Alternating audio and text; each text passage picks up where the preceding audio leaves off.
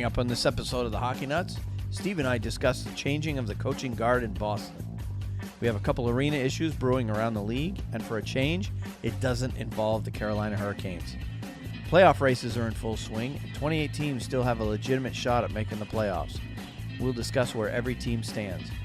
We also discuss the headline of the week and a busy week of action around the NHL. We'll have all the details, plus some college hockey talk, the KHL Minute, and our picks of the week coming up next. This is the Hockey Nuts Podcast, Season 1, Episode 26, recorded on Wednesday, February 8th, 2017. Boston Bruins fire their winningest coach ever. Shut up and sit down.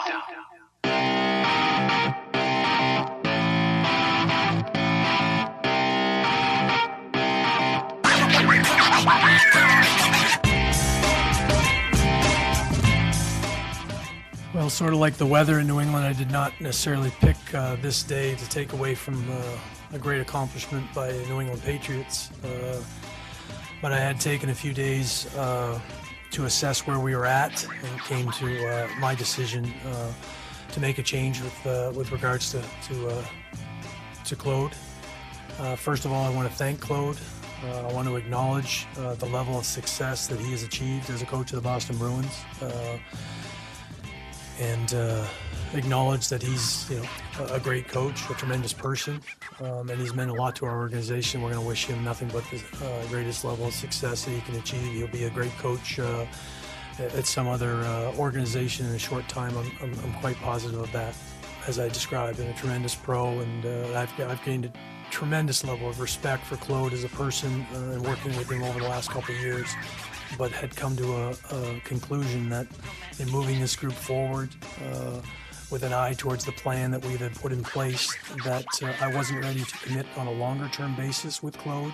I felt that there was a level of frustration on a wins and loss night and what he would be subjected to on a nightly basis, and felt that we would be in a better position moving forward to allow our players to be assessed on an individual level. For me, as a general manager, to be assessed on a personnel level, to be making the decisions going forward as to who's part of our group.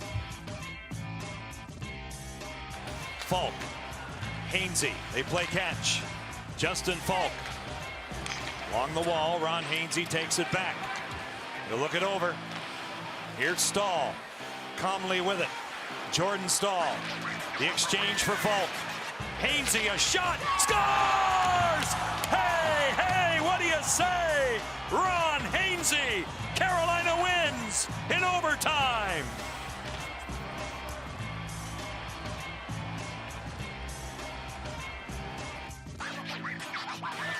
Kreider set up in front.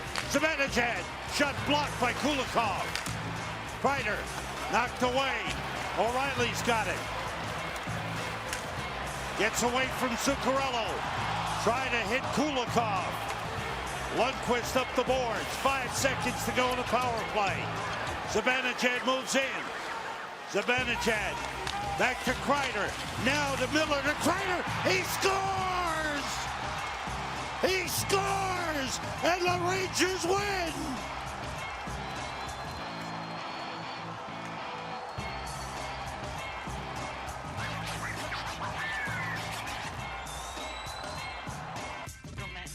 Hello and welcome to episode 26 of the Hockey Nuts Podcast. My name is Wayne. I'm here with Steve. How's it going today, Steve? It's going great, Wayne. Good evening. Good to see you.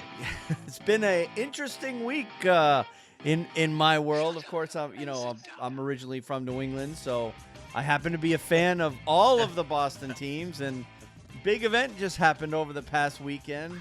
Our New England Patriots pulled off an amazing comeback and won the Super Bowl over the Atlanta Falcons over this weekend. But this isn't a hockey podcast. This isn't a football podcast. This is a hockey podcast. So, but I do have my Patriots hat on today. Yeah, congratulations to the Patriots.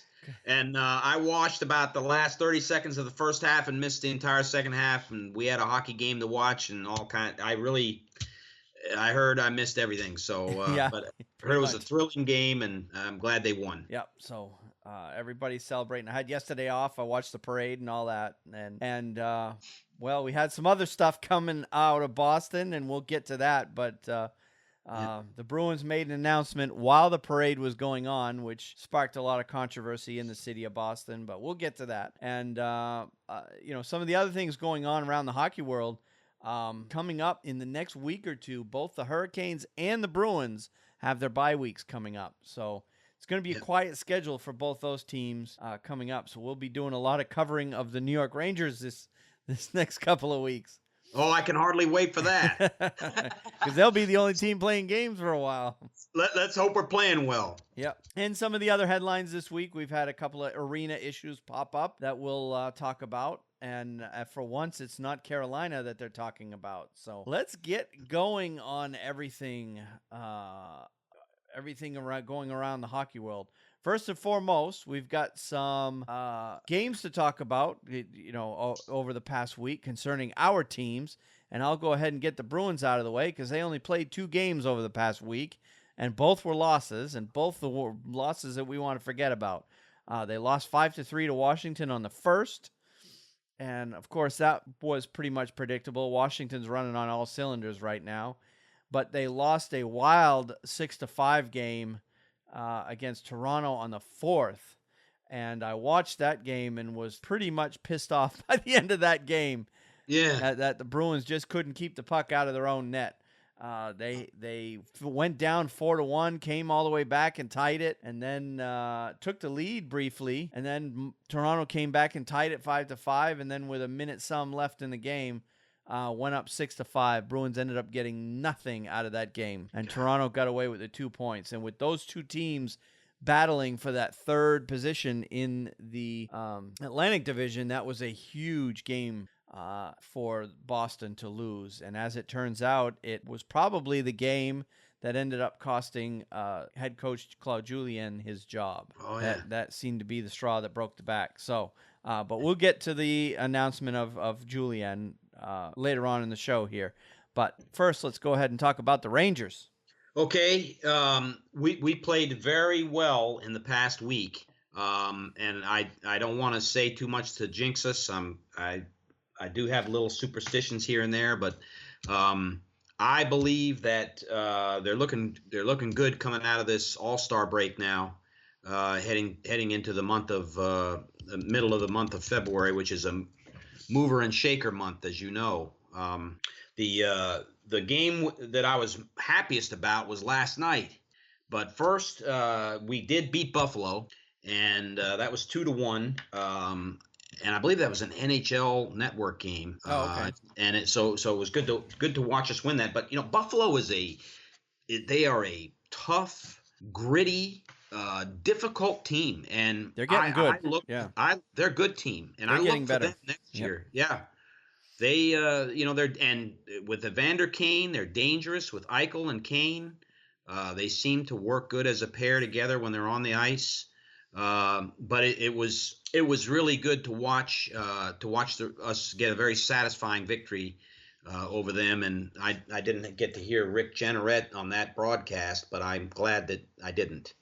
So we ended the season with Boston and Buffalo, and they won 2 and we won 1. But the next game was with the Calgary Flames, which again a tough team. They're not. I was very impressed again with Johnny Gaudreau. Did you know he's only 160 pounds? Yeah, he's only like 5'6", 5'7". Yeah. He's not a very big guy. Not a big guy, which makes me respect him even more. I had no idea he was that light. I would have said, oh yeah, he's probably 180 pounds or something. No, he's 160 pounds. And I think his little brother plays for Boston College. I was watching some Beanpot Monday night, and I saw a name Gaudreau playing for BC. And of course, Johnny Gaudreau played for BC, so yes, I assume that's his little brother. Yeah, I could be wrong, but he's a great player. He is going to be a tremendous player, even better than he is now. Given another year or two, he is a tremendous player. He really is. And of course, Calgary last night played very well against Pittsburgh. They won that game. But the game I was happiest about was last night's performance against Anaheim. Yep. I looked at Anaheim, and they are a big, strong, They're one of the better teams in the West, yeah. defensive team. They could win the Stanley Cup, Wayne. Yep. They have the pieces in place.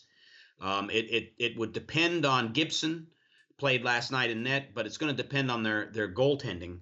But they look really good. And even though the score was 4-1, we really played a super game, one of the best games we played all year. But they are a good team, and watch out for them. They're a team that's going to, I think, be in the top 10 in the power rankings for the rest of the way, unless something happens. Yep. But we played, so I'm looking forward to the next week. Well, good. Yeah, and then, of course, Carolina had 3 games as well this week, and they've been kind of up and down. They're showing flashes of brilliance, but then they'll have a game where they just lay an egg. Like, for example, 2-1 win against Edmonton. Edmonton's a great team this year. They're probably going to make the playoffs, and they managed to win at home against them. I really wanted to go to that game so bad, but I just had too much to do that night. A couple of things related to the podcast, some editing and stuff, and then other stuff I had to do, at home around the house that I really wanted to go to that game. I'm like, because tickets were pretty good price for that game. I want to see Edmonton play live at some point, and I missed my shot this year, but that ended up being a 2-1 win for Carolina. I did watch the game. It was a good game. Both teams played well. And then 5-4 overtime win against the Islanders on the 4th.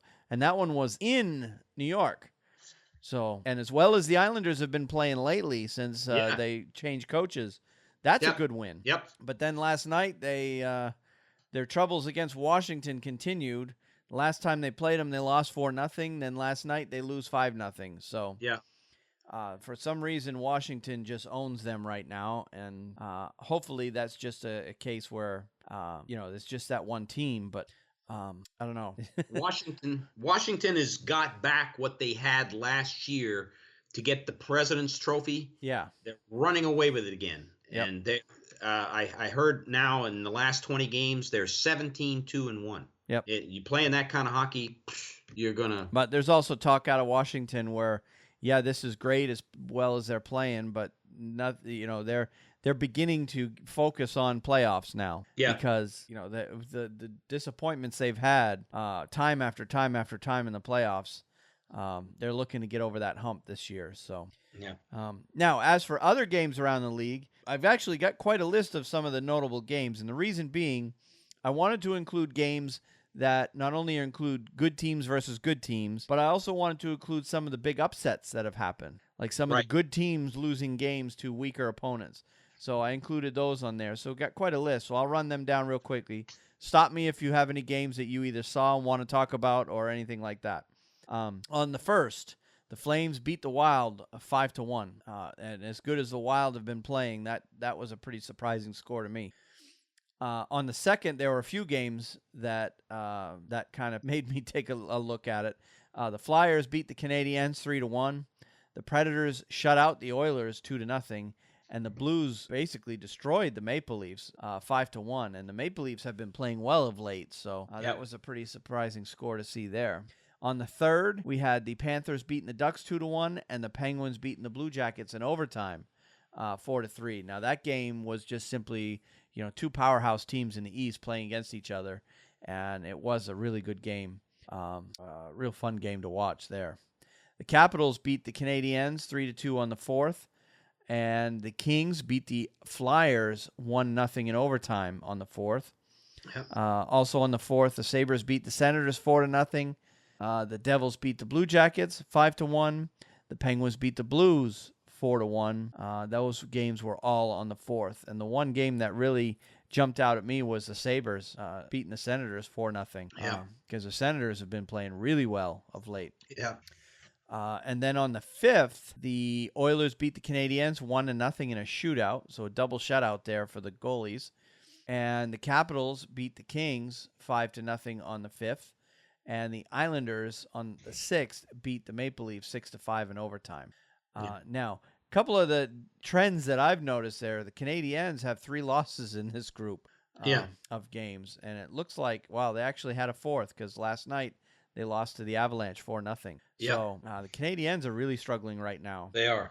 And that loss to the Avalanche is not a good one. No. Whether you're playing in Denver or Montreal. You can't, if you're going to be a playoff team, you can't be leaving those points on the table. Yeah. And then also last night, there were a few other games. Sabres beat the Sharks 5-4 in overtime. And that was big because the Sabres were down 4-1 at one point in that game. And they scored 3 goals in under 4 minutes to come back and tie it.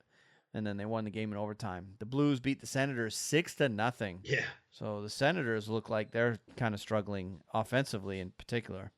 The Flames beat the Penguins 3-2 in a shootout also last night. So lots of upsets this past week. Yeah. The only other game last night, Wayne, that I watched was Columbus coming from behind to beat Detroit 3-2. Yep. On Seth Jones's. And that, I did you watch that? No, I didn't see that game. Seth, right before the Seth Jones goal, Thomas Vanek had his stick broken in a slash, and it was blatant. It wasn't even. I mean, it was. Wow. And they didn't call it. They did not call it. Oh wow. The Detroit players, they were going nuts.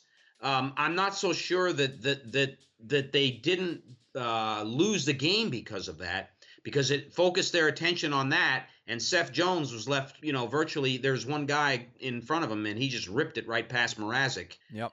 For them to win 3-2. I thought if you were watching that game, it was rather interesting. That's usually an automatic call, the breaking of the stick on a slash. That's what I was thinking. Yeah. And Jeff Blashill went bananas. I bet he did.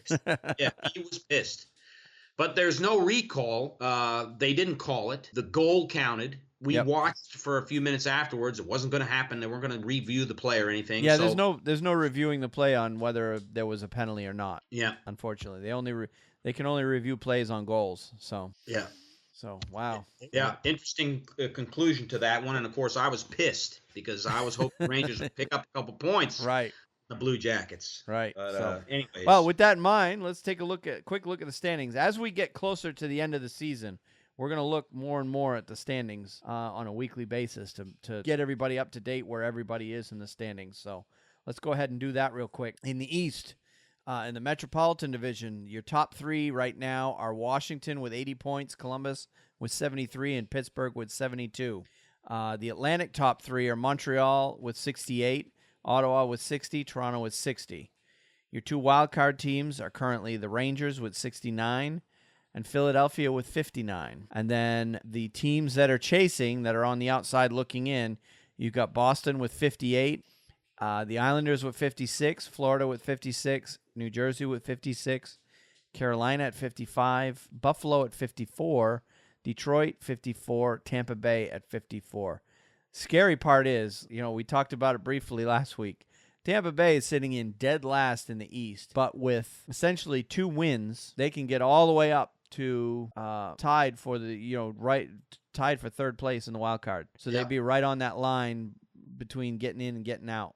It's incredibly. So they're 5 points. They're only 5 points out of a playoff spot, but they're in dead last in the East. It's crazy. Scary if you're down at that level. Yep.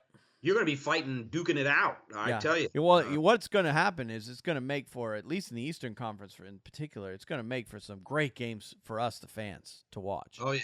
Because teams are already starting to play with playoff intensity. Right. And you're going to be watching playoff hockey in February and March, which is, you're not going to get any complaints from me on that one. Yeah.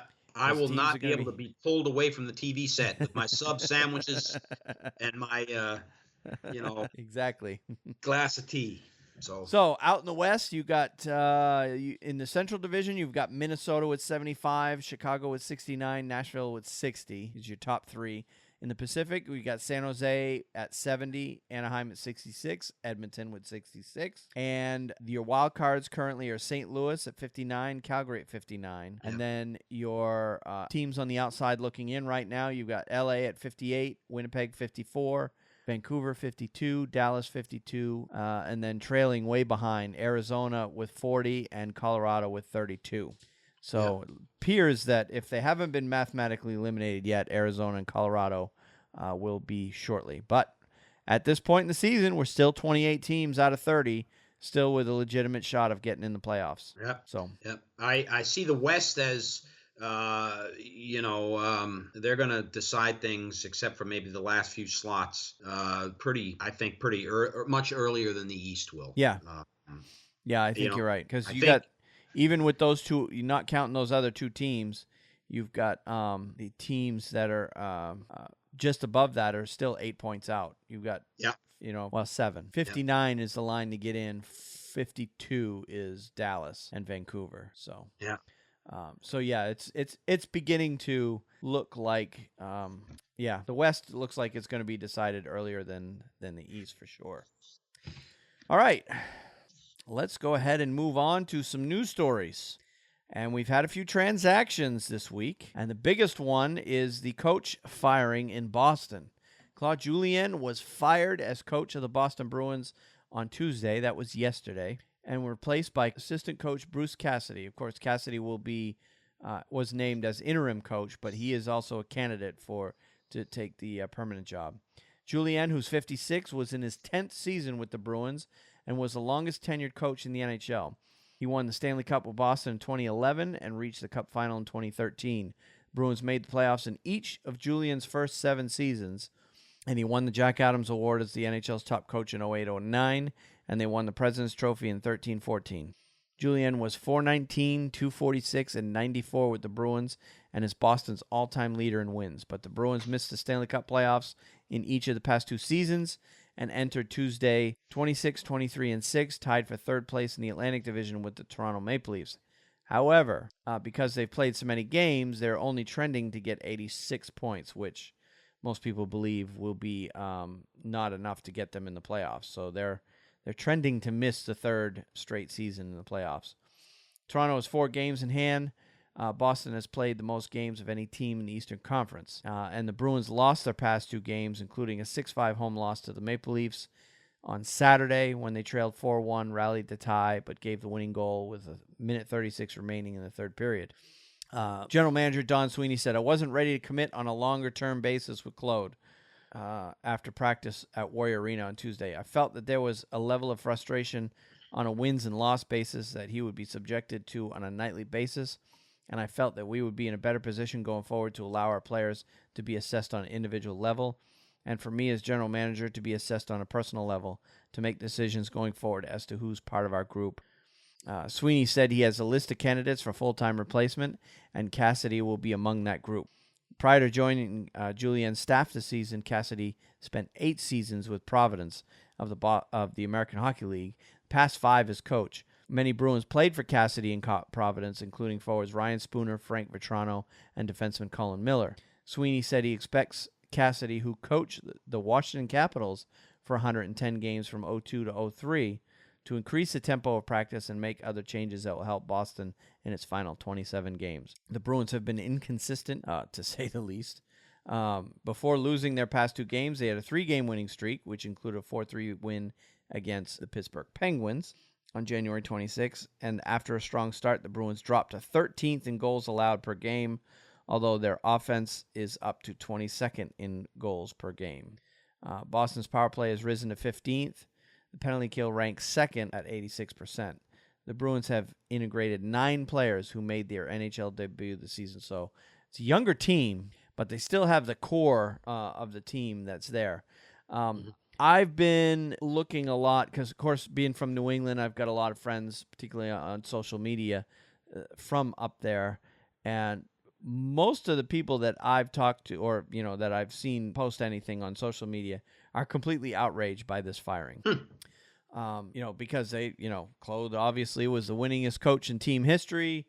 He won the cup with the Bruins, so on. But, as you know, the NHL is a what have you done for me lately league. Yeah. And when you've missed the last 2 and it looks like you're going to miss 3 in a row, some changes got to happen. Yeah. And apparently just reading between the lines, it just looks like the players have kind of turned deaf to Claude's message, and management decided to make a change there. So it's tough to see because I believe that Claude is a really good coach. But if they're going to get through to these players, they had to do something. And unfortunately, the coach is always the first to go Yeah. when a team is struggling. 10 years is a long time, Wayne. He was the longest tenured coach in the NHL. Yeah, and that's a long time with them. So Yep. you heard the scuttlebutt going around. I heard it for. No, there was rumors going around for weeks and weeks and weeks that they were going to possibly do it, but Yeah. And I really don't think the blame can be put on his shoulders, Right. with the way they've played. I just think, I've complained about it all season long. You get some nights they put out a great effort against a good team, and then when they're playing weaker teams, they go out there with a lackluster effort, and they just don't play well consistently enough. Right. So someone has to light a fire under those guys that are playing on that team to say, look, you guys got, and it's not every player on the team that's playing poorly, but there's too many of them that are not playing consistently enough that something had to change. So, but it looks as though, like I've said earlier, the Bruins are only projected to make 86 points this year, and that's not going to be enough to make the playoffs.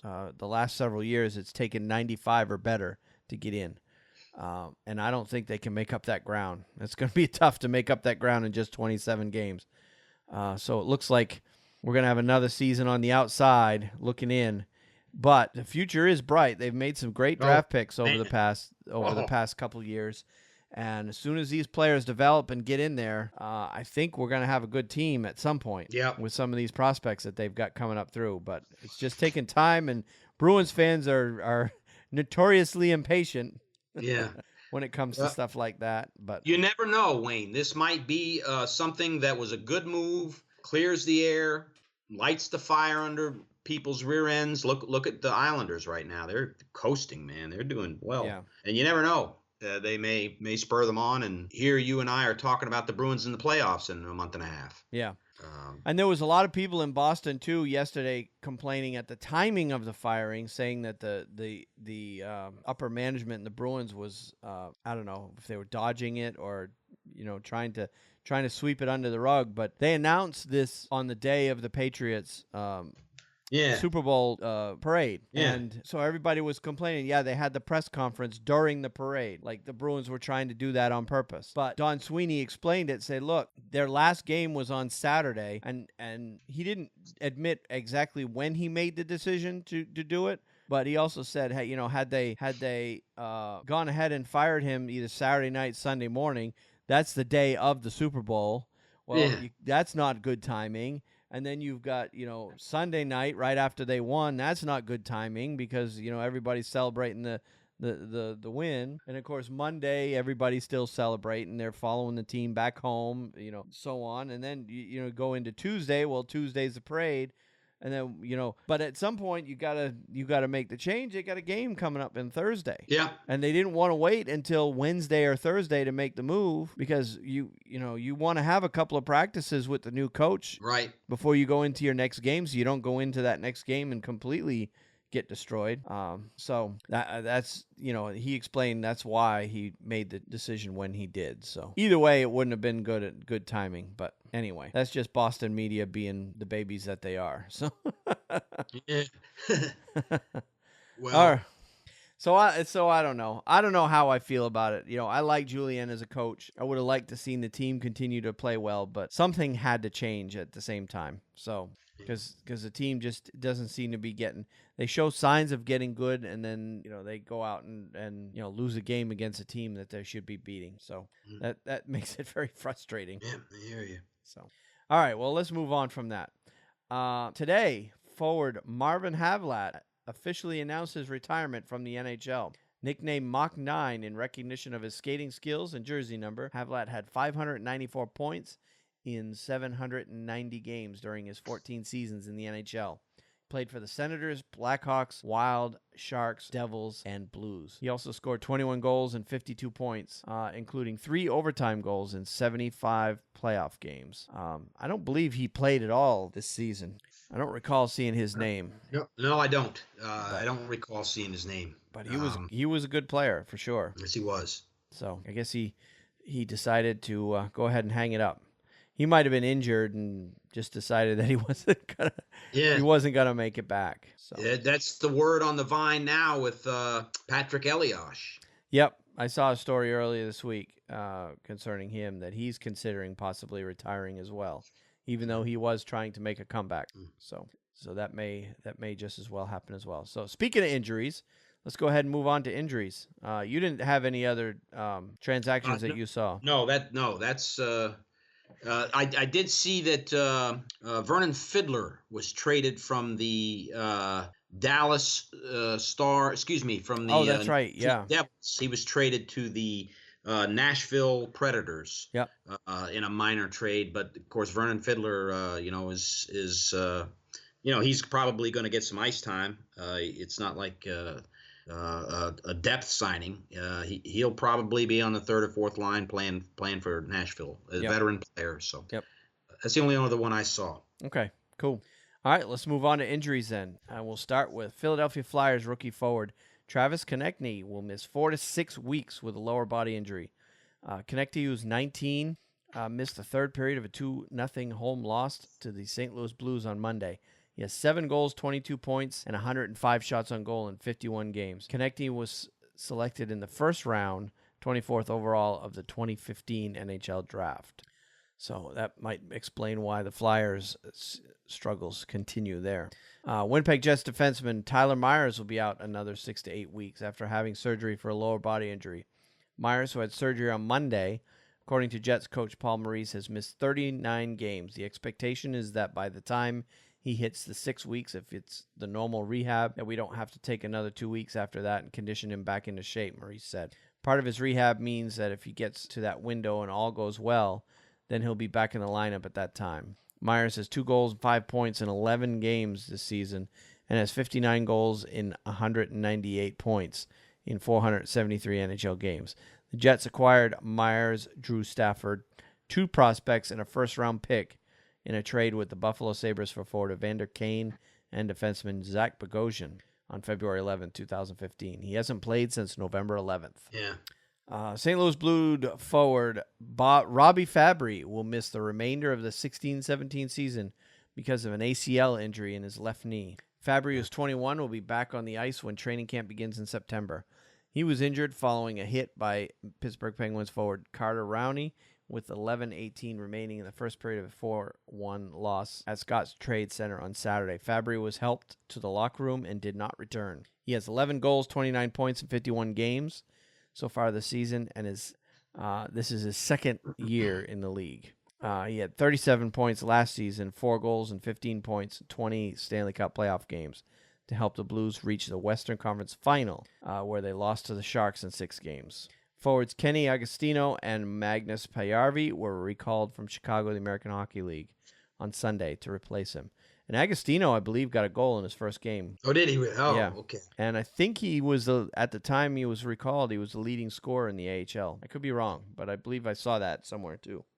Oh, yeah. All right, Dallas forward Jason Spezza will be out at least a week and maybe longer with an upper body injury. Spezza was injured in the third period of a 4-3 loss to the Winnipeg Jets on Thursday when he was hit by Jets forward Adam Lowry. Right now, we really don't have a time frame on it, Sharks coach Lindy Ruff said Friday, but it's more than days. It's an upper body injury that doesn't have anything to do with anything old. It's not a concussion. It's going to take a week or two, maybe longer. He has 31 points in 45 games so far this season. So Dallas looks like a team that might not make the playoffs this year. Yeah, with all the injuries they've had. Yeah, that they really have been hit by the injury bugaboo this year, and they're a great offensive team. Yep. They just haven't played well at all this year. Have not played well. All right. Well, that's all I have for injuries. Yeah, that's all I had that I recall. So very light week for injuries this week, despite a very busy schedule around the league. All right. Well, let's move on to milestones, records, and honors, and we actually had quite a few of them this week. Carolina Hurricanes right wing Sebastian Aho, Minnesota Wild center Mikael Granlund, and LA Kings goaltender Peter Budaj have been named the NHL's 3 stars for the week ending February 5th. Aho tied for the league lead with 4 goals and 5 points, including 2 game-winning tallies as the Hurricanes won all 3 of their games. Granlund finished the week tied for first in points with 6 points as the Western Conference leading Wild won 2 of its 3 games. Budai went 3-1 with a 1.62 goals against average, .930 save percentage, and 2 shutouts, as the Kings, who hold the first wildcard spot in the Western Conference, improved to 27, 22, and 4. So the Kings are going to be that much tougher when Quickie gets back. Yeah, they're. I mean, we played them 2 weeks ago. Yep. And they're big. They're strong, and just I keep going back to it, but anytime the Kings having an incredible year. Yep. And he really is, and they would be nowhere without him because Anze Kopitar is just not having a good year. Yep.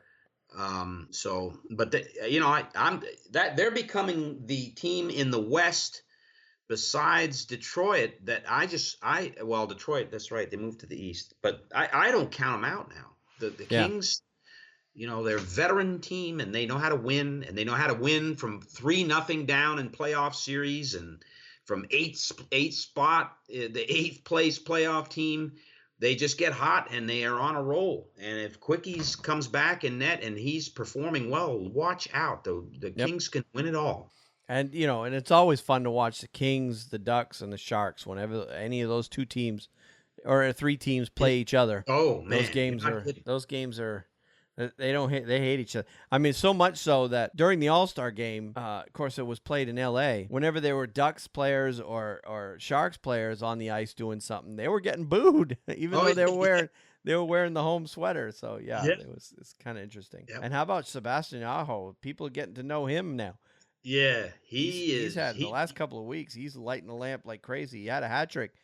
He had his first hat trick earlier in the week too. Yeah, I was happy to see that he won the first star. One of the stars. Yeah, it was kudos to him. So he's still playing well. He played even though the Canes didn't score any goals last night against Washington. I watched that game and he played well. I mean, he had several shots on net, several good chances, but they just couldn't beat the goalie there.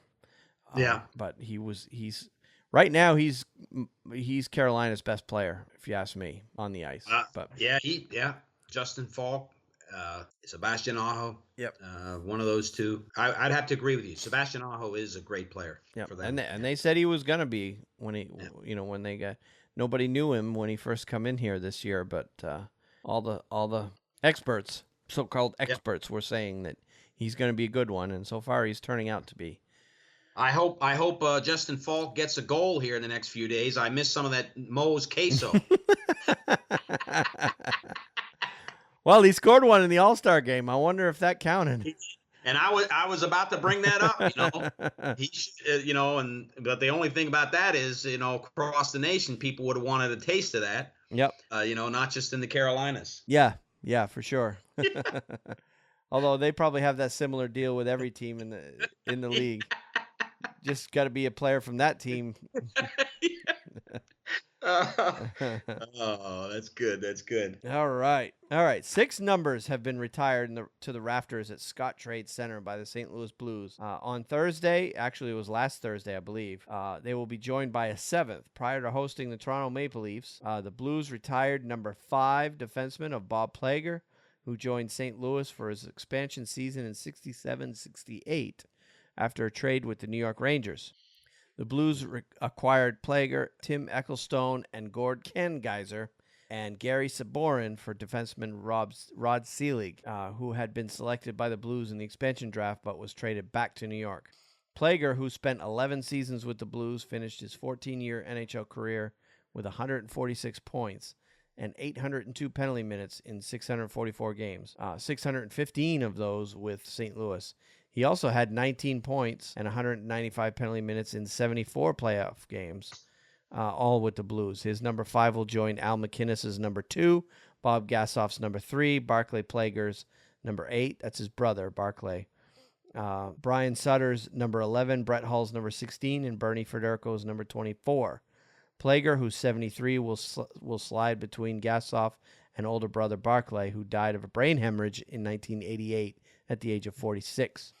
If there's an ultimate member of the Blues, Plager is it. Since retiring as a player in 78, he handled a variety of roles with the organization, serving as an ambassador, team spokesman, broadcaster, and scout. He also coached the Blues briefly in 92-93, going 4-6-1 in 11 games. All Plager did was help the Blues advance to the Stanley Cup final in each of their first 3 seasons in the NHL, and they haven't returned to the final since then. So kudos to him for getting his number retired. That is great. Very good. All right. We have another milestone here, and this guy's a Ranger. Lane Vigneault got his 600th NHL career win, and Henrik Lundqvist made 43 saves in the New York Rangers' 4-1 win against the Anaheim Ducks at Madison Square Garden on Tuesday. That was last night. Michael Grabner scored twice, including his 25th goal of the season. And Oscar Lindberg and Matt Zuccarello also scored for New York, who is now 34-18-1. So kudos to Vigneault for getting his 600th career win. Yeah, they said he was the second fastest to reach that 600 win plateau. Oh wow! I'm trying to think who the first one was. I think it was Scotty Bowman. I was going to say that would have been my first guess. Yeah, I think if I'm not mistaken, it was. Because Scotty Bowman started out his coaching career, I believe, in Montreal. And of course, in those days, Montreal was a pretty tough team to beat. Yep, that's for sure. I'm thankful for Vigneault, as you know. So I was glad to watch that last night, and it was a topic of conversation throughout the game. Yep. So we'll probably have another milestone or two from the Rangers in the next week with Henrik. So we'll talk about that when it comes. Yep. So. All right. Speaking of Scotty Bowman, the winningest coach in NHL history and a member of the Hockey Hall of Fame, was named to the 2017 Order of Hockey in Canada on Wednesday. Also named were Fran Ryder, President and CEO of the Ontario Women's Hockey Association, and former International Ice Hockey Federation Vice President and Hockey Hall of Famer Murray Costello. All 3 will be honored as part of the 2017 Hockey Canada Foundation Gala and Golf on June 19th and 20th in Saskatoon, Saskatchewan. This year's class has worked endlessly in their numerous roles as coaches, directors, executives, and committee members to the benefit of others in the game, said Tom Rennie, Hockey Canada's president and CEO. To be selected as a distinguished honoree of the Order of Hockey in Canada is one of the most prestigious accomplishments one can receive in hockey in Canada. And on behalf of my colleagues at Hockey Canada, the Order of Hockey Canada Selection Committee, as well as our board members, I would like to congratulate Fran, Scotty, and Murray on their well-deserved recognition. Bowman has his name on the Stanley Cup 14 times with 4 different teams, the Canadiens, Penguins, Red Wings, and Blackhawks. He's the NHL's all-time winningest coach with 1,244 victories. He was inducted into the Hockey Hall of Fame as a builder in 1991 and is only coach to lead the 3 different teams to the Stanley Cup. He's won the Jack Adams Award as NHL Coach of the Year twice, in 77 and 96, and was invested as an officer of the Order of Canada in 2012. He was inducted into the Hockey Hall of Fame in 91 and serves as a senior advisor with the Blackhawks. His son, Stan, is their general manager.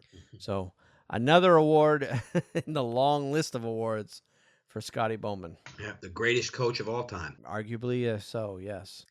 All right, well, let's go ahead and move on to suspensions and fines. I didn't have any of those this week, unless you saw some. No, there weren't. I didn't see any this week. All right, well, let's go on to some other stories that kind of piqued our interest over the past week. First and foremost, and I almost considered this for my pick of the week, was a story on Clint Malarchuk. He went to Kettler Capitals Iceplex on Saturday to help lead a Hockey is for Everyone month event with members of the USA Warriors ice hockey program. And I believe that program is a program for former veterans who come back and lets them essentially play hockey. But it's a program that helps people cope with PTSD. And he is that especially hits home for him, not so much because he was a soldier, but I don't know if you remember, but back in 1989, March 22 to be exact, they have it in the article, a skate blade came up. There was a collision in front of the net. Skate blade came up and cut his neck, and it sliced his carotid artery and jugular vein. Yeah. And I remember seeing highlights. I didn't watch the game. Obviously, they weren't, broadcasting every game back in those days. And it showed, the skate came up, and, his head went back. And then all of a sudden, you just saw this puddle of blood just appearing on the ice, and it was getting really big, really fast. Yep. And he essentially he realized what had happened, and he got up, put pressure on his neck and skated as fast as he could to the bench, where the doctors essentially went to work on him, and he was in the hospital for quite a while, recovering from that. And he eventually came back to play, but apparently he suffered from PTSD as a result of that injury, and he just never was the same goalie after that incident. So, but he participated in a charity event with, to help soldiers that are going through PTSD over the weekend. So That's great. It was a nice thing for him to do. Very good. That's good, Wayne. Yep. All right. So the next story I have, the Arizona Coyotes. Here's one of our arena stories that we hinted at earlier. Yeah. The Arizona Coyotes are committed to staying in the area for the long term, despite Arizona State University pulling out of a potential arena deal, President CEO Anthony LeBlanc said Friday. While a new Coyotes arena built with ASU would have been the big winner for our fans, taxpayers, the university, and our team, and of course, Arizona State recently started a Division I college hockey program. The Coyotes had and continue to have a number of options for a new arena. Unfortunately, it appears the ASU deal will not be moving forward, LeBlanc said. Nevertheless, the Coyotes are committed to the Valley for the long term and will continue to explore other options that will ensure a successful future for the team and our fans. We're a determined bunch and on the ice and off the ice. We intend to do everything we can to keep the NHL hockey here in Arizona. In November, the Coyotes announced they were in plans with Catalyst Development Corporation, the master developer for the ASU Athletic Facilities District, to work towards building a 16,000-seat arena with an attached 4,000-seat multi-sport facility in Tempe, Arizona. The agreement between the Coyotes and the developer gave them until June 30th to create a budget, design, and operational plan for the development. But on Friday, Arizona State said in an email to the Arizona Republic that the school has no intention of proceeding to sign a development agreement or an option to lease or any other agreement with the Coyotes. The Coyotes have played in Gila River Arena in Glendale since December of 2003. Prior to that, they played at America West Arena, which is now Talking Stick Resort Arena in Phoenix after moving to Arizona from Winnipeg in '96. According to the Arizona Republic, the Coyotes lease allows them to continue playing at Gila River Arena through the 17-18 season. Earlier this week, legislation was introduced by State Senator Bob Worsley that would have created a 28-acre community engagement district with ice rinks for the Coyotes and ASU's hockey teams within the confines of ASU's Athletic Facilities District. But according to the newspaper, opposition to the plan was growing in the state legislature, and a news conference is scheduled Monday with the leaders to oppose the plan. After the Arizona State announcement, Worsley said he'll continue with his bill, but will amend it so it's not tied to the Tempe area. There will be something to help the Coyotes, Worsley said, and it will be a little more location agnostic. So, the arena issues for Arizona continue. Yes. It's just something been going on for years and years and years. And they've had problem after problem after problem. I remember at one time it was an issue with the city of Tempe over the parking. Yep. And the legalities involved with that. They had this deal go here in the Valley. You and I've talked about it on previous podcasts, where they came into a good situation. And of course, with Arizona State playing hockey out there now, yep. I'm surprised by this. I guess Arizona State is going to continue to stay. I don't know where they're playing. I assume they're playing at the Gila River Arena as well. Since that would be close to Tempe. Actually, I don't think they are playing there. I think they're just playing in a small local arena. Are they? Because they're not when they play home games, they're not bringing in any big-name schools to play there. I don't have their schedule up, but their home games are usually against Division II, Division III style opponents. Sometimes even club teams, club hockey, which is, it's a little bit different than varsity hockey. But when they play the big teams, they're playing them on the road. So, and that may be because they're playing in a small arena that only seats, several hundred to maybe 1,000 or two, and that's it. Okay, I see. I wasn't sure about that. Yeah. I just wasn't sure where they were playing. Yeah. But I know that Arizona has struggled with it. John McCain's gotten involved in this at times. Yeah. When it appeared that the team was going to relocate. And of course, right around that time, Gary Bettman gets involved, and they keep the team in Arizona. It's been a mess there. Yeah, and apparently the Coyotes are not drawing well at Gila River Arena, and it has something to do with I guess that Glendale is kind of out of the way for most people, most of their fans in particular. Right. To go to, so it's just an inconvenient location apparently, from what I understand. I don't know that area, so I can't speak for the commuting patterns of the people of Phoenix, but it sounds like they're looking to get out of that arena somehow, some way. But they do want to stay there. But it's a huge sprawling area now, the desert, with a lot of people. Yeah. So they can support, and I've watched games there before that's been packed. Yeah. So they can support a team. It's this continued wrangling and difficulties in getting consistency and how they're going to proceed for their future. Yep. That's plagued them for years. And and if they're not going to get, there's always that outside chance that if they're not going to get support from the government in particular of the state and or the city of Phoenix, or those surrounding communities, that option is there for them to move. Yeah. Eventually they may get sick and tired and say, hey, look, if you guys aren't going to support us, we're gone. But they're right now they're saying what they need to say to the fans to keep the fans coming to the games, that they're committed to staying. But you hear that same thing out of Carolina too. So Quebec City, go after Arizona for a little while. There's enough team for you Nordiques, or whatever you want, Go target them for a little while and leave Carolina alone. All right. I must say, Wayne, since you and I had our piece on it, I don't know, 5 or so podcasts ago regarding the Hurricanes and PNC Arena, that's I don't even hear a peep. The team is playing better and better. And they're drawing better and better. It's really picked up. So, and with Gary Bettman's comments a couple of weeks ago, I think they put that whole issue to bed. So, well, and I understand the league. The league wants to keep a team here because this market it's a growing market, and most of the growth is from Northerners coming down to live in this area.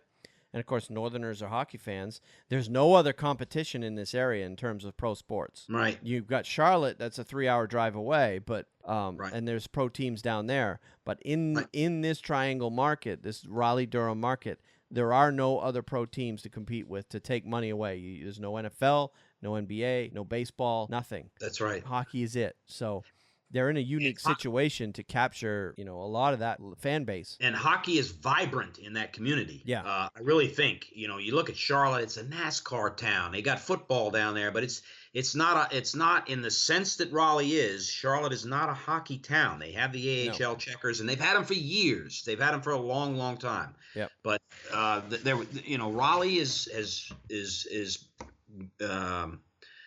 got the team now. It's steadily entrenched itself, and I think it's all what Karmanos' the future is going to be. I think that gets settled. It'll be a stable thing here. Yep. All right. Well, let's move on. Discussions about the participation of the NHL players in the 2018 Pyeongchang Olympics continued on Friday with the inclusion of Thomas Bach, president of the International Olympic Committee. Bach joined the NHL Commissioner Gary Bettman, NHL Deputy Commissioner Bill Daly, NHL Players Association Executive Director Donald Fear, and IIHF President Renee Fossel for an hour-long meeting at the NHL offices here in New York. No negotiations about Olympic participation took place during the meeting. They should have. All the right guys were there. Yeah. According to several participants. We were honored by Bach's presence, that he took the time to come and visit with us, but as the president said, this was a courtesy call, Commissioner Bettman said. We had a good open discussion, but I think if anybody was speculating that decisions were going to be made today, that was premature, and that was not the purpose of the meeting. This was a courtesy meeting, and it was a very good one, and I can tell you that the atmosphere inside the meeting room was much warmer than the weather outside here. Bach said, standing on the sidewalk on a 34-degree afternoon. We had a very fruitful and good meeting. No deadline has been set for a decision to be made. We would like to have a decision as soon as possible so that we can make all preparations to accommodate the NHL and players in the most appropriate way. But again, this was not a round of negotiations. The last thing you would do in a courtesy call is speak about deadlines. Last week, the NHL All-Star Game, Deputy Commissioner Daley said the league could decide not to participate in the 2018 games in South Korea. If the status quo remains, I don't expect us to be in the Olympics, he said last week in Los Angeles. On Friday, Commissioner Bettman said the impact the 2018 Olympics will have on the 17-18 schedule remains the primary stumbling block. I think people are focused on the Olympics and whether or not we like the Olympics, Commissioner Bettman said. The focus from the club standpoint is, what does the disruption do to our season mean, and how do we deal with it, and how problematic has it become? So no decision has been made, but they're still negotiating. And I saw another story this week with that in mind from the owner of the Washington Capitals, saying that he will support any and all players that want to go and play in the Olympics. Even if the NHL continues its season, he will support guys like Ovechkin, who has already said that he will go, no whether or not the players go or not. So so that could throw an interesting wrench in the standings for next year if a bunch of top end talent decides to go play over there. Yeah, that really would. And it's a year away. It's not long. No, but they usually are starting this process of putting together next year's schedule. They usually start here in March, that process. So they need to make a decision soon. That's correct. On what they're going to do, because that next year's schedule depends on it. All right. I included this story because it's a former Maine Black Bear player, so I wanted to talk about him for a little bit. The passion Dallas Stars rookie forward Devin Shore brings to the ice is infectious, even to 35-year-old right wing Patrick Sharp. I find myself hanging around him all the time because the attitude he brings is contagious, Sharp said. Even at his age, which is 22, and this being his first full year in the league, I look at him and see a leader. If you don't have a belief in that we will make the playoffs, you're in trouble, Shore said. We have a lineup that can definitely do some damage when we're on our game. There's a lot of hockey left to be played. We just have to make sure we're consistently giving ourselves the best chance to win and collect points. Shore was kept off the score sheet in a 4-3 home loss to the Jets on Thursday, but has 1 goal and 2 assists in the past 3 games. His 8 points in the past 12 games is tied for 9th among NHL rookies with 22 points in 52 games. Shore is no stranger to leadership role and producing for his team in big moments. He served as captain for his final season at the University of Maine in 2014-15 and was the captain for Dallas at the Traverse City Prospects Tournament back in September. So just a nice story on a former Maine Black Bear player. Good. All right. Have you seen the... Oh, go ahead. Kudos to him. Yeah. I'm glad that was very good. Looks like he's earned himself a regular job there in Dallas, which is good. Good player, too. I saw him play. I watched a lot of Maine hockey games on TV, so he was, without a doubt, their best player the last 2 or 3 years he was there. He was noticeably better than the other players.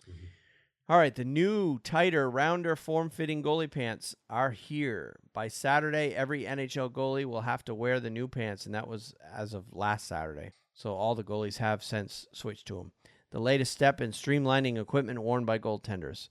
Opinions on the new pants are as varied as the sizes and shapes of the league's 60-plus goaltenders. Washington Capitals goaltender Braden Holtby doesn't care that he's being forced to change his pants mid-season. He was involved in the discussions about streamlining goalie equipment, and new changes were coming. Sharks goaltender Martin Jones has been wearing the new pants in games for several weeks. He says his peers shouldn't find too much of a difference with the new pants. The new pants are the latest alteration in a suite of rules designed to streamline equipment used by goaltenders, approved by the Board of Governors back in June. Jones, Corey Crawford of the Blackhawks, Peter Budaj of the Kings, Sergei Bobrovsky of the Blue Jackets, and Andrei Vasilevsky of the Tampa Bay Lightning are among the many who have been wearing them already in games. Many others, like Holtby, have been trying to break them in practice. I think to have equipment change mid-season is crazy, especially in the goaltending position, Arizona Coyote goalie Mike Smith said. It's nuts that it can't wait till the beginning of next season. Whitmore said the league originally intended to implement the change prior to the start of this season, but there were safety concerns with the new pants that had to be addressed with the manufacturing companies, causing a delay. nearly a quarter of the league's goalies already are wearing the new pants. So essentially the change is the old pants had pads that would flare out, creating more surface area for the puck to hit. So these pads removes that, and essentially the motto with all these goalie changes, they've narrowed the leg pads, they've shortened them so they're not as tall. They've done a bunch of tiny little changes with all the goaltender equipment, and the motto that they've been using is protect the goalie, not the net. Right. Is what they want to do with the goalie equipment. So it's all an attempt to try to get more goals, I guess. More goals. Yep. Yeah. All right. So we talked briefly about Slapshot. We did. There's only one game tonight, but NHL Network is airing Slapshot. Yeah. If you consider yourself a hockey fan and you haven't seen this movie yet, you need to take it upon yourself to watch Slapshot. Unedited version. The unedited version, yeah. The edited version is airing tonight on NHL Network at 8:30. But the unedited version is really the only way to watch it. Don't watch it with your kids. It's not a movie for kids. No. Yeah. Especially for the unedited version. Yeah. But it is a hilarious movie. And like I said, if you consider yourself a hockey fan, you owe it to yourself to see that movie. It's a really old one, but it's a classic. Yeah. And it's definitely a legendary movie in the hockey community. All right. Here's another interesting story I came across. Goalies around the world must be shuddering at the thought. Merriam-Webster has made 5-hole an official word in the dictionary. The hockey term was added to the dictionary along with more than 1,000 other words on Tuesday. The noun, officially defined by Merriam-Webster as the space between the legs of a goaltender, has been commonly used by hockey players, fans, broadcasters, and everyone else involved with the game for a long time. The first 4 holes, of course, are high and low on the goalie's stick side and high and low on the goalie's glove side. It will now live forever in the dictionary with other hockey phrases like deke, dangle, and hat trick. Binge watch, photobomb, humble brag, and the political term FLOTUS, which stands for the First Lady of the United States, were also among the words added this week. So 5-hole is now an official dictionary word. 5-hole will float us.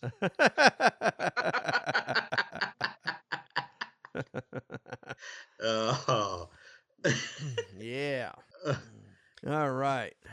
Now, did you see, and I didn't even know this league existed, the Champions Hockey League in Europe? I have not. I saw the notes for the show. I haven't, Wayne. Okay.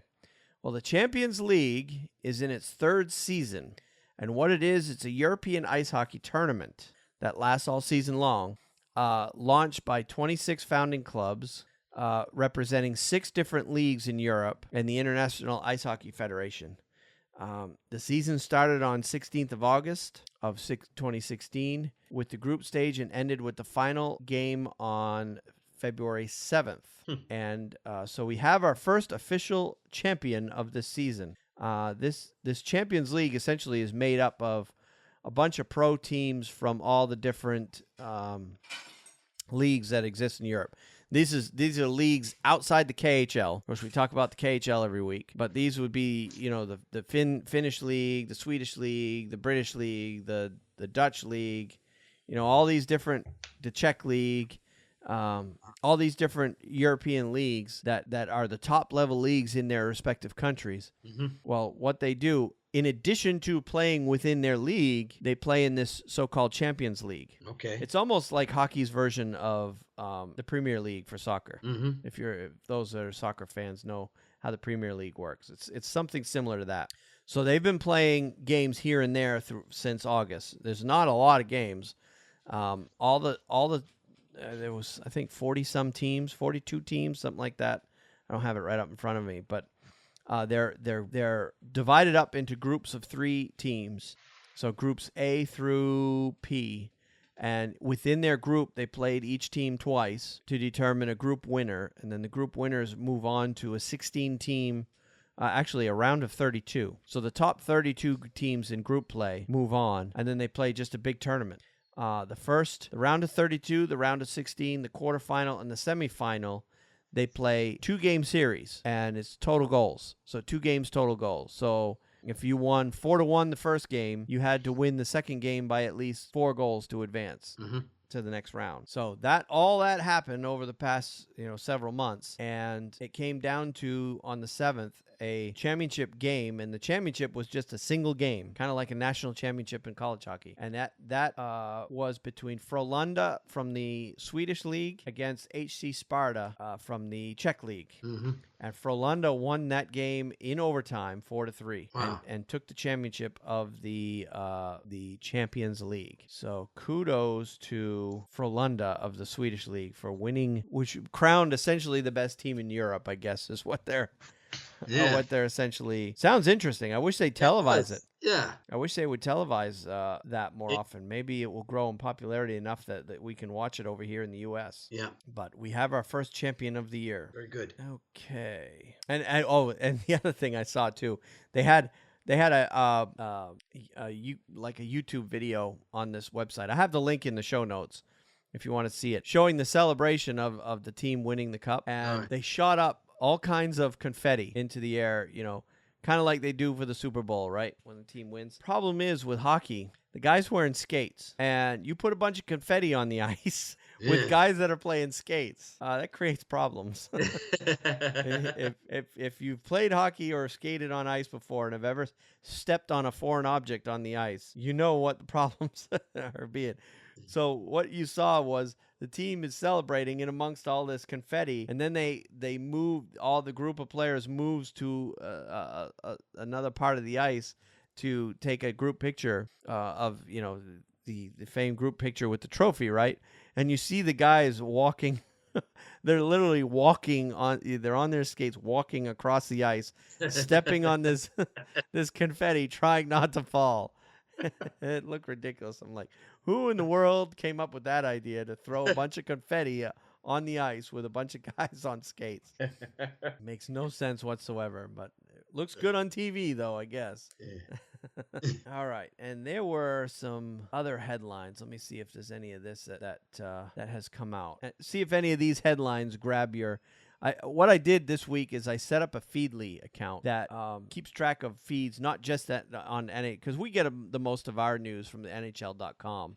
If you've been following the show and you read NHL.com, you know that where we're getting a lot of our news. But I set up a Feedly this time to try to capture some news articles from other sources other than NHL.com. So I've got a list of headlines in front of me. And stop me if you want to hear more about this story. Actually, there's one here I do want to talk about. It's kind of funny. A Canadian farmer uses his own Zamboni to clear a snowy road, and he got pulled over in the act and got a ticket. This is a only in Canada kind of story, right?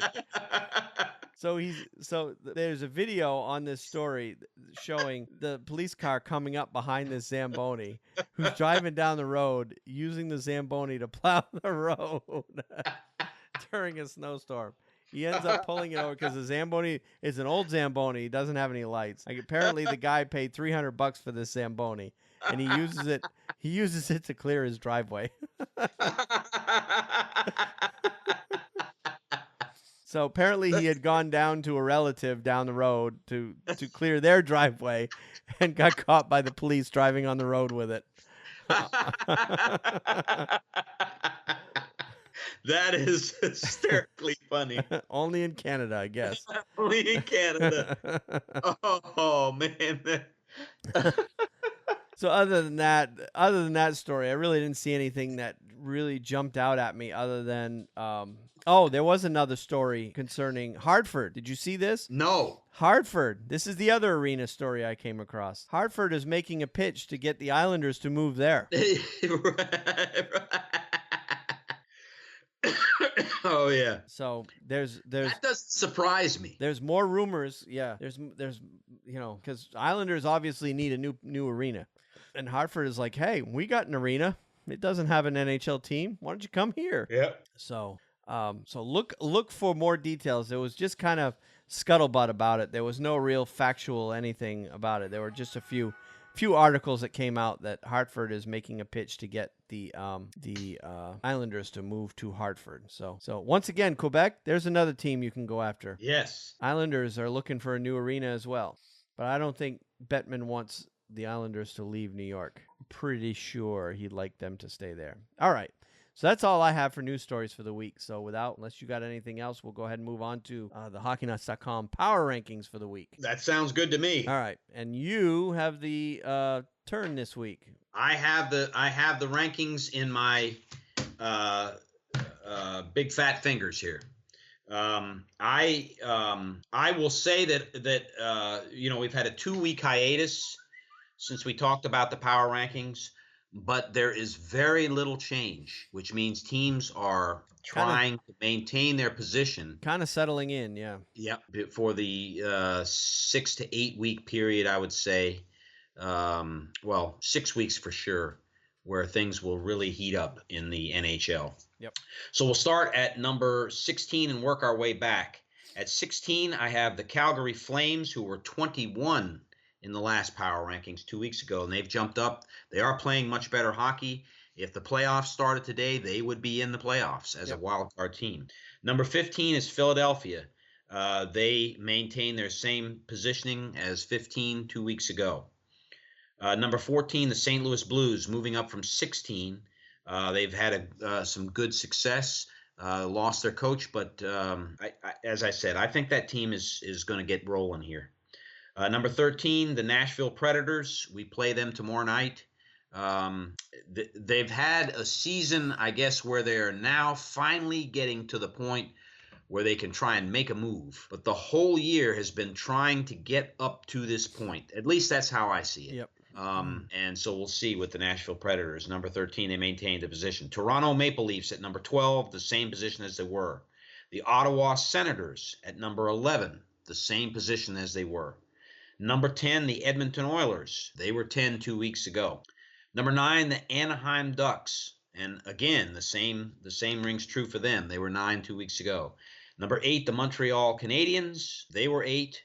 Although you and I both sense that Montreal is kind of dropping in the standings and in their games recently here. They've kind of hit a skid, a pretty good one too. Yep. Number 7, the Chicago Blackhawks, maintaining their position on 7. Number 6, the New York Rangers. I have them dropping 1 position from 5, even though they've won their last 3 games, simply because the San Jose Sharks have moved ahead of them in the standings. And for that sole reason, I put San Jose back to number 5 this week, moving up 1 slot. And then 4, Pittsburgh, 3, Columbus, 2, Minnesota, and number 1, Washington, maintain their same position as they did. And those, without a doubt, are the 4 best teams in hockey. Yep. Yeah, they're definitely head and shoulders above the rest. I'm still waiting for one of them or more of them to come back down to earth, but hasn't happened yet. Hasn't happened. All right, well, let's move on to take a look at the week ahead. And I'll get Carolina out of the way because they only have 1 game between the 8th, which is today, and the 16th. And that game is on Saturday at Dallas. So Carolina's heading into their bye week this week. So it should be a very light schedule for them, and they definitely need a win there. Boston has a fairly light schedule. They only got 3 games. They've got San Jose on the 9th.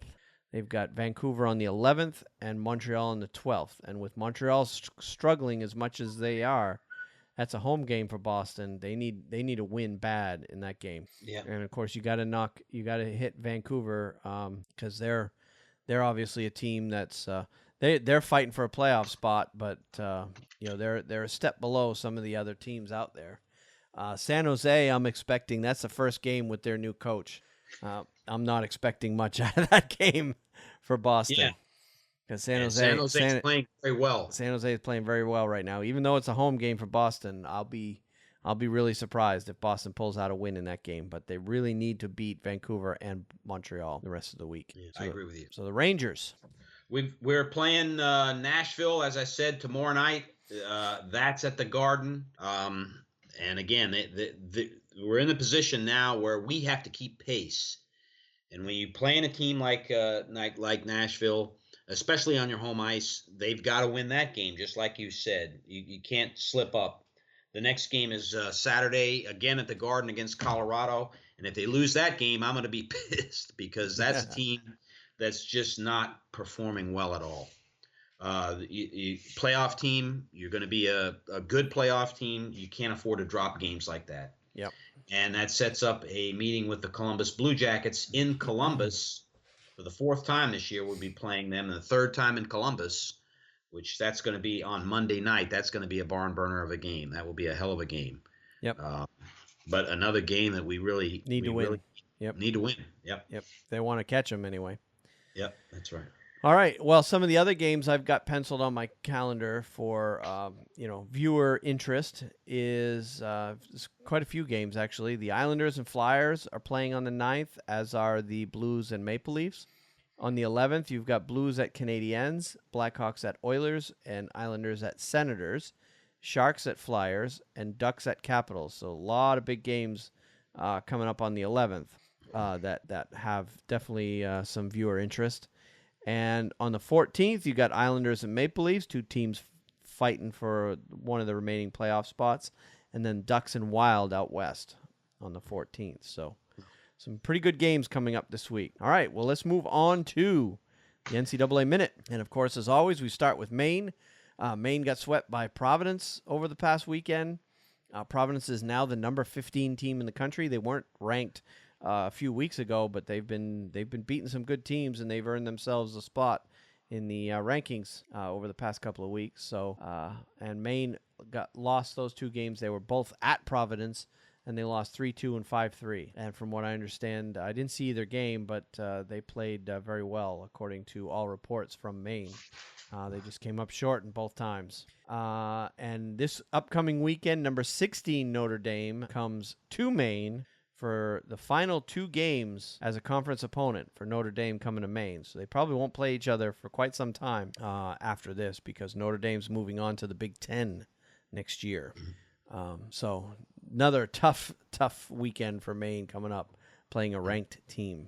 Now, as for games going on around the country, we had some upsets again over the past week. On Friday night, number 11 Ohio State lost to Michigan 5-4. And if that rivalry in hockey is anything like the football rivalry, that had to have been a really fun game to watch. Yeah. Number 6 Penn State lost to number 7 Minnesota 5-1. That was at Minnesota. Number 16 Cornell beat number 4 Union 5-3 in an ECAC matchup. And St. Cloud State, who's unranked, beat number 13 North Dakota 3-1. And that was at North Dakota, so huge win for St. Cloud there. And number 20 Michigan Tech lost to unranked Bemidji State 4-2 on Friday. Now, on Saturday night, Penn State played Minnesota again and lost to them again, even though I'm including it as an upset because, but they're right next to each other in the rankings. So, arguably you could say it was an upset because the games were at Minnesota. But that was a 5-2 game there. 14 St. Lawrence lost to unranked Clarkson 3-1. That's a pretty strong rivalry there. I had a buddy of mine went to Clarkson. He said them and St. Lawrence were probably biggest rivals with each other. So that was a good rivalry game there. Number 12 Vermont went to number 17 Notre Dame and lost 4-1. And again, Bemidji State beat Michigan Tech 3-0. Bemidji State being unranked, Michigan Tech being at number 20. Of course, both games were at Bemidji State. And the final upset of the week, we had Arizona State. And I'm calling it an upstate because Arizona State is that upstart new program in Division I college hockey. And usually the first few years, you don't win too many games. But they managed a tie against number 9 Western Michigan, 2-2. That was at Western Michigan. So that was a huge accomplishment for Arizona State this early in their program to beat a number 9 team in the country. So kudos to them. Yes. Now, also over the past week, actually this past Monday, the 65th annual Beanpot Tournament started on Monday. And on Monday night, Northeastern played Harvard. And, of course, this tournament always has the same 4 teams in it. It's the 4 Boston teams. So you got BU, BC, Northeastern, and Harvard. Yeah. And this year in the first round, Harvard played Northeastern, BC played BU. And in the early game, Harvard came out on top 4-3. And then in the late game, BU beat BC 3-1. So that sets up the championship, which will take place next Monday with BU playing against Harvard. And that's going to be a really good game to watch because BU's the number 3 team in the country right now. Harvard's number 4. Yeah. So that's going to be an exciting game to watch. I'd try to watch the Beanpot because the players that play for those 4 schools take that tournament very, very seriously, almost more seriously than the conference tournament. Yeah. They put the Beanpot tournament at a higher higher accomplishment level than winning the conference, which is crazy. But they don't put it higher than winning the NCAA, but it's right up there. So, and if you get NESN, that game will be televised, so it'll be a great game to watch if you want to see some good college hockey. That's going to be as good as it gets right there. All right, other games coming up this next week. Number 5 Minnesota is going to be at Ohio State, who's the number 12 team. Number 10 Penn State will be at number 17 Wisconsin.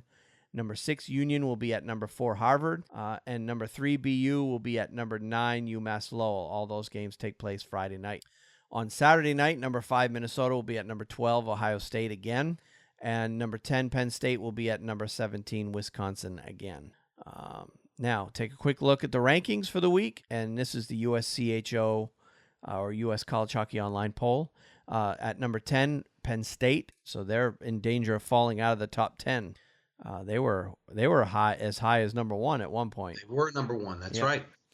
Number 9, UMass Lowell. Number 8, Western Michigan. Number 7, BC. Number 6, Union. Number 5, Minnesota. Number 4, Harvard. Number 3, Boston University. Number 2, Denver. Number 1, Minnesota Duluth. Again this week. So curious that the Beanpot tournament this year, 3 out of the 4 teams are all in the top 10. Yeah, which makes that tournament even better. So, and as far as the pairwise rankings is concerned, I looked at them and they pretty much fall right in line with the rankings or the poll that I just read off. So, and as we get closer to the end of the season, it's getting close. There's only 3 or 4 weeks left in the season before they start playing conference tournaments. Those pairwise rankings will become of greater importance for teams that want to make the NCAA. All right, well, let's move on to our KHL Minute, and I will go ahead and let you go. Okay. Mine is kind of for the first time, I kind of let my emotions maybe I did not. There were some good stories, but I picked the story with the Vladivostok team actually climbing in the rankings. They're number 7 now in the Eastern Conference, and they very well could make the playoffs. The article was titled "Buoyant Admiral Plots a Course for the Top 8." They beat Avangard Omsk 3-1 in a game which was, I believe, 3 nights ago. Admiral climbed to 7th place, overtaking struggling Salavat Yulayev and opening a 3-point gap over Sibir thanks to this win in Omsk. In a game where Scuffles almost outnumbered shots, the visitor made a great start thanks to Pavel Marchenko's 3rd-minute goal. The rest of the opening stanza was determined by skirmishes among the players. Artur Lauta and Daniil Kurashov traded blows in one incident before Samuel Menetsian and Vitaly Menshenkov picked up major penalties for their fight, which I actually saw a replay of that fight. It lasted all of about 30 seconds. It wasn't that long at all.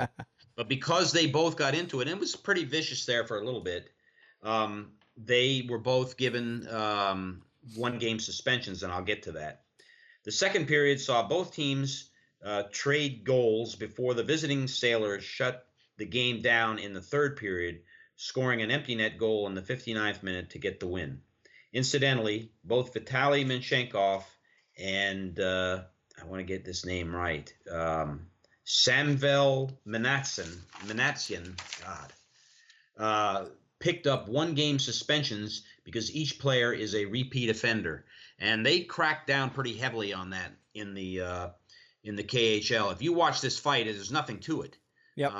There's no injuries, it really 30 seconds it was over. Now one thing I don't know with fights are they just getting 5-minute majors and back out and playing in that league back out and play. That's correct. Yeah. Now if it's a severe fight, if it's they'll give them a 20-minute misconduct, and that usually, a lot of times will knock them out for a good chunk of the game, if not the entire game. Yeah, 20 minutes. Wow, that's a whole period. Yeah. Yeah. So if it happens in the third period, they're done. Yeah. They're gone. Yeah.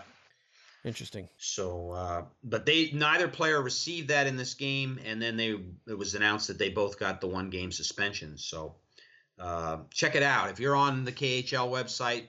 That fight is highlighted actually as one of the news stories, the top news stories for the day, and you'll get a kick out of it. You'll get to see what I'm talking about. All right, I'll have to look at it sometime. Yeah. My story out of the KHL is actually a story that I found on the hockeywriters.com. It's a website that I occasionally read. Shane Sander wrote an article on the hockeywriters.com talking about former Edmonton Oilers that are thriving in the KHL. So he's obviously covering the Oilers and kind of did a Where Are They Now bit on Oilers that are playing in the NHL. And he listed a whole bunch of former Edmonton Oilers that are now playing over there. Linus Omark, Gilbert Brule, Timu Hartkinen, Rob Klinkhammer, Jesse Jonsu, Bogdan Yakimov, Nikita Nikitin, Ben Scrivens, and Victor Foss are all playing over there in the KHL and playing quite well over there. So if you want to read that article, I've got a link to it in the show notes for this. And the article basically talks about everything that they've done when they were with the Oilers. Some of them were only with the Oilers for a very short time, but talking about all these guys that are having good careers now over there in the KHL. So let's go ahead and take a look at the standings real quick because it's coming right down to it in that league. I think we did some research, and we're not 100% certain of this, but we believe the regular season ends at 60 games, and most teams have played 57 or 58. So we're looking at about a week to go in the regular season, and that makes about as much sense because looking at the standings, there is in the West, you've got Vitesse, Jokerit, HC Sochi are the 3 remaining teams that have neither made the playoffs or have been eliminated yet. That's right. So those 3 teams are fighting for 2 playoff spots in That's that correct. league. And in the East, you've got Barries, Kunlun, Admiral, Slavat Yulev, Sabir, and Neftekmik. Yeah, that's right. Neftekmik and Automobilist all vying for playoff spots, and they're all within just a few points of each other. And they are battling it out for 4 playoff spots. Right. So with 3 games to go, there are still 4 playoff spots up for grabs in the East. So I think by this time next week, a lot of those will be nailed down for sure. And then we'll be starting to talk playoffs in the KHL. That's right. And of course, getting to be that time.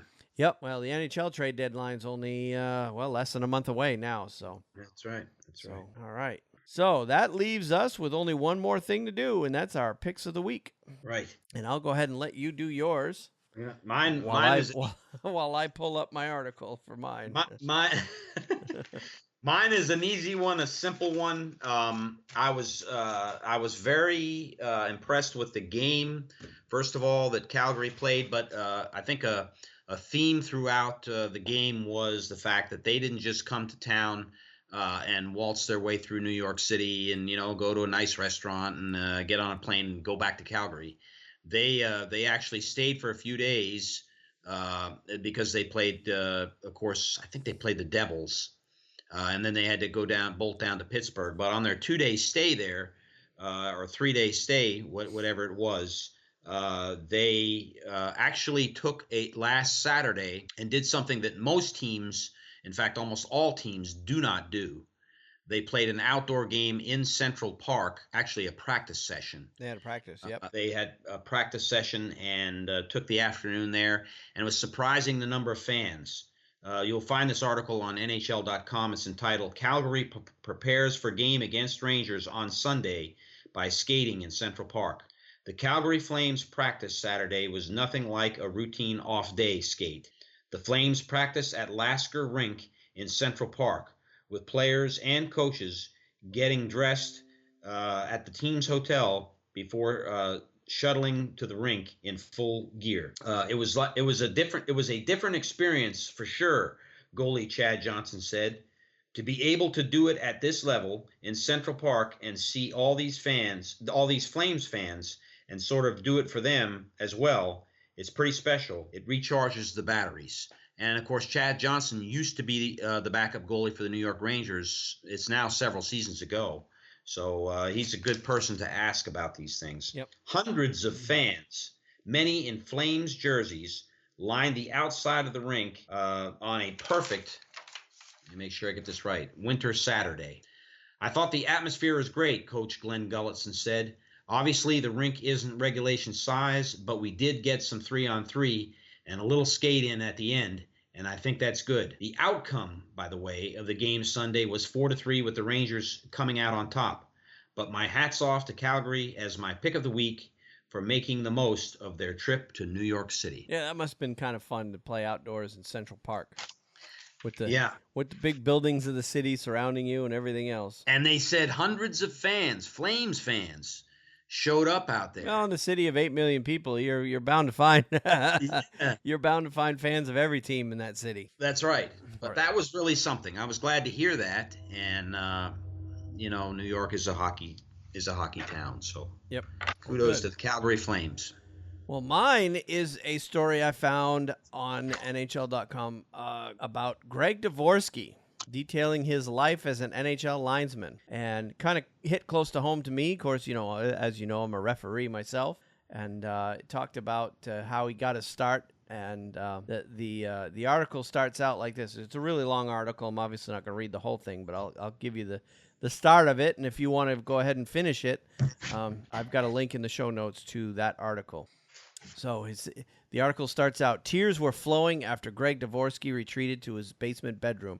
The distance from St. Jacobs to Guelph, Ontario is 18 miles, but one night in 1986, the trip home seemed to take an eternity, filled with doubts about the second-guessing of his work officiating a midget hockey game in which players had become careless and disrespectful when it grew one-sided. The rougher the game got, the more penalties the young referee saw and called. And the more he called, the angrier the parents, particularly of the aggressive losing side, got. They barked at the 17-year-old official, harangued him during the game, and he exited the ice, and as he exited the ice, and even on his way out of the arena. It got really personal, Dvorsky said 3 decades later. I wondered on the way home if I'd done a bad job, or if I'd done that bad a job. I was really questioning myself. I remember walking through the back door, and my mom and my dad were sitting at the kitchen table, and they asked about the game, and I never answered. I just went down to my room, and my dad came down. I was crying my eyes out, worried that I'd done something wrong, and he looked at me and said, "Hey, this is only the first one. There'll be a lot of tougher ones than this." And then the Ontario officiating legend Bill Dvorsky shut his son's door. Greg Dvorsky was stunned momentarily by his father's apparent lack of compassion, but said years later that he realized the incident was a glimpse into his future, a career as a respected and long-serving NHL linesman. I thought, so much for a hug and a pat on the back, said Dvorsky, who's 47 today. I understood what he said, and he was right. It was just a first step, learning that there aren't too many pats on the back in this kind of business. And if that's what I wanted to do in the future, I'd have to deal with the scrutiny and criticism from not only my peers, but from the fans and people involved in hockey. It was a learning experience, but he was always there for support. Dvorsky has plenty of experience now, having served as NHL linesman for 23 seasons. After working the game between the LA Kings and Philadelphia Flyers at Wells Fargo Arena on Saturday, he has officiated 1,540 games, about 100 fewer than Sidney Crosby and Alex Ovechkin have combined to play. There are no line changes for officials. They're on the ice 60 minutes or longer per game, which is why their pregame preparation is as important as what they do once the puck drops. On most game days, Dvorsky follows a set routine. Of course, the article goes on to detail his personal routine, talking about, generally the NHL officials, when they travel, they're alone. Mm-hmm. They don't stay together as a group. Kind of like baseball likes to keep crews together, and the crew travels from series to series. But in hockey, the officials are scattered, and they're all traveling around, and they meet up in the city, before the game. So the article details what his day-to-day life is today. It's kind of interesting to see. Talking about how his father is famous in Canada. He was a legend in refereeing there, and he's also got a brother that also referees. And it's an interesting article if you're at all interested in the life of an NHL official, or if you've done officiating in the past. It's an interesting article. Yeah. And it talks about his life essentially as an NHL official, going way back, doing outdoor games. He did remember the Heritage Classic back in 2003 when the game was played in Edmonton at 4 below zero. Oh no! As a matter of fact, I can answer that quickly. I don't remember that, but it was Edmonton against Montreal, and game time temperature was 4 below, and of course it was windy there. And he was one of the linesmen for that game, and he ended up with frostbite on his feet. God.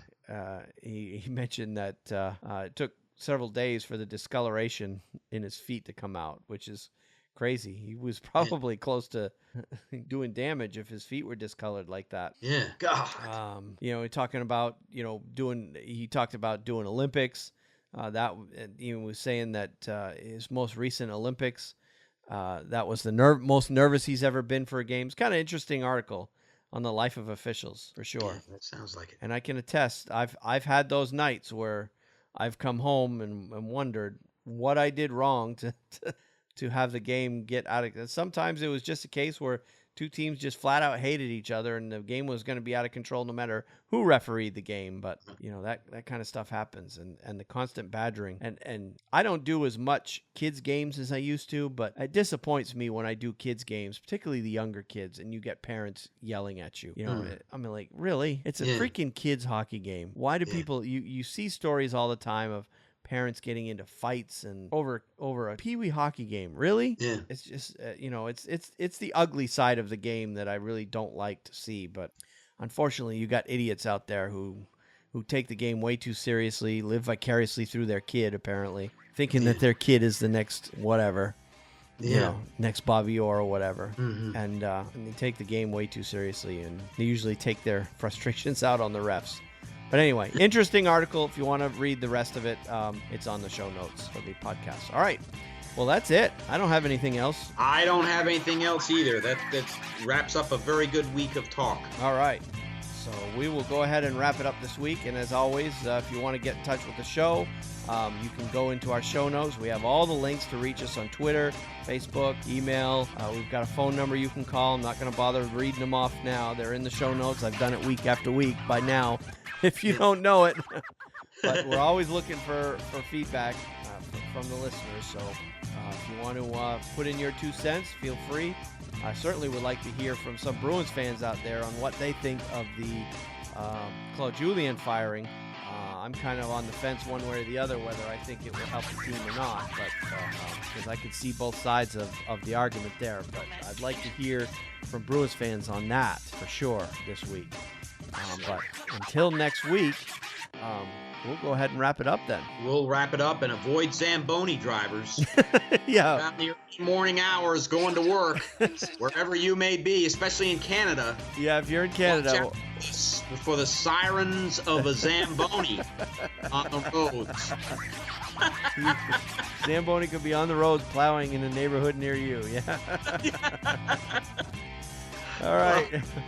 Well, until then, we'll talk to you later, Steve. We'll see you next week. Have a good week. All right, you too.